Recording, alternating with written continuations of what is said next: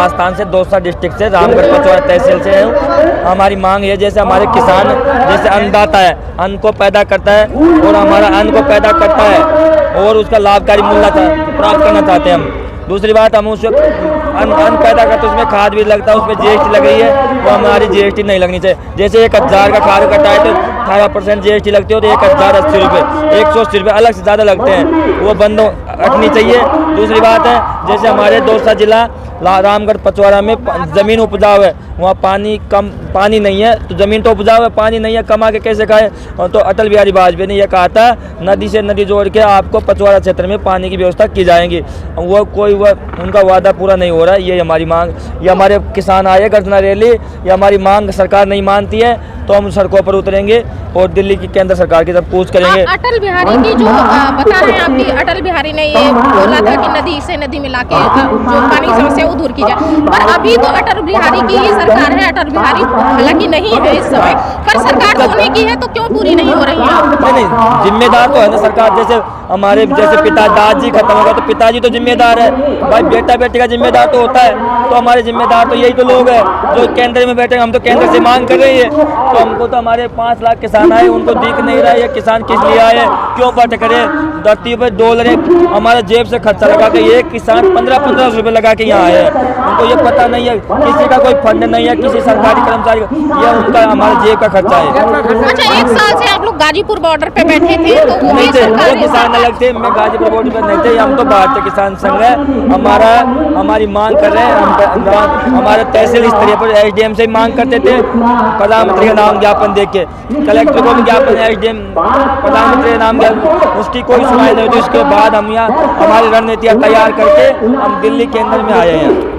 तो फिर वो लोग कौन थे? क्योंकि सिंघू बॉर्डर, गाजीपुर बॉर्डर, बहुत सारी जगह किसान धरना प्रदर्शन कर रहे थे और सरकार आप लोगों की मांग, जो उन लोगों की मांग थी वो मान भी गई थी, तो फिर लाया क्यों गया? पहले माननी नहीं पड़ी ऐसा करना। तो ऐसे करने से पहले किसानों की मीटिंग करानी चाहिए, किसानों की मीटिंग होने के बाद ही उनको लागू करना चाहिए। तो वैसे तो पब्लिक को उसमें भी काफी लोग किसान मरे थे, उसमें तो हमारा किसानों का नुकसान हुआ है। और सरकार तो उनकी रोजी रोटियां सेकती है, राजनीति रोटी है। सरकार ने आप लोगों से नहीं पूछा क्या?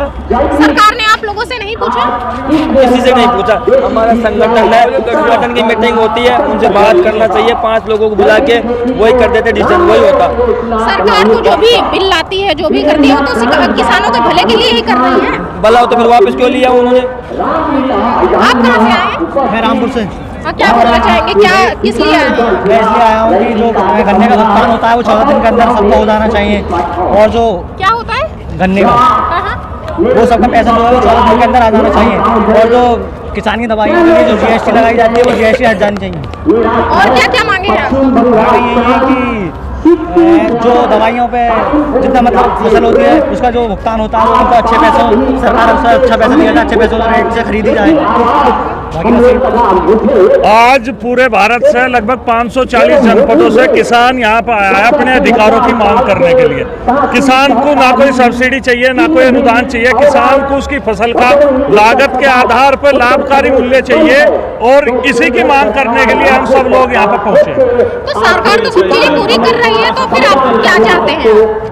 सन 1979 में युग पुरुष देव ऋषि दत्तोपंत ठेंगड़ी जी ने भारतीय किसान संघ की स्थापना करी थी, और स्थापना के समय से ही ध्येय वाक्य रहा है कि किसान को उसकी फसल का लाभकारी लागत मूल्य मिले। हम पश्चिमी उत्तर प्रदेश से आते हैं जहाँ पर गन्ना प्रमुख फसल है। कृषि आदानों में लगातार वृद्धि हो रही है। आपका चाहे फर्टिलाइजर्स हो या कोई मशीनरी हो, तमाम लागतें बढ़ती जा रही है, लेकिन सरकार ने गन्ना मूल्य में 1 रुपए की बढ़ोतरी नहीं की। हम चाहते हैं कि जिस प्रकार से, जिस प्रतिशत में, जिस अनुपात में कृषि अनुदानों में वृद्धि हुई है, उसी अनुपात में कृषि मूल्यों के भाव में भी जो है वृद्धि होनी चाहिए, और गन्ने का जो दाम है 450 रुपए प्रति क्विंटल होना चाहिए। तो अगर मतलब सरकार नहीं मानती है तो आगे की क्या रणनीति करेंगे?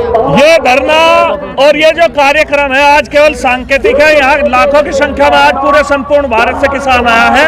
अगर इस संकेत से भी सरकार नहीं चेतेगी तो आगे की जो भी हमारा केंद्रीय नेतृत्व तय करेगा उसी अनुरूप हम आंदोलन चलाएंगे और एक बड़ा आंदोलन रूप धारण करेगा। रणनीति तैयार करेंगे। तो आप बीजेपी सरकार से खुश नहीं है? सरकार कोई भी हो, हम अपने अधिकारों की मांग कर रहे हैं। सरकार अनेक मोर्चों पर बहुत अच्छा काम कर रही है, लेकिन हम चाहते हैं कि किसान के मुद्दे पर भी बहुत बेहतरी का काम सरकार करे।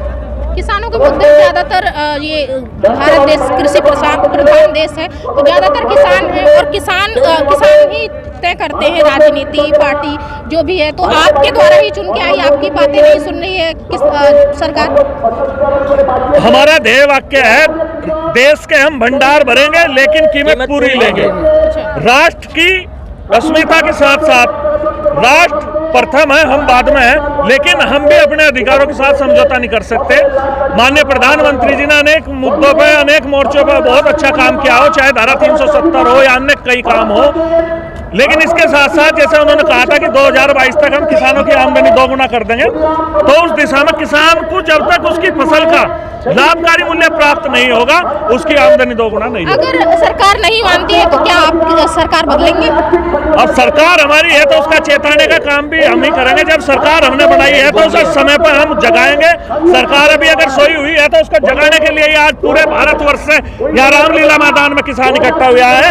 अगर इससे आगे भी हमें जाना पड़ेगा तो हम जाएंगे।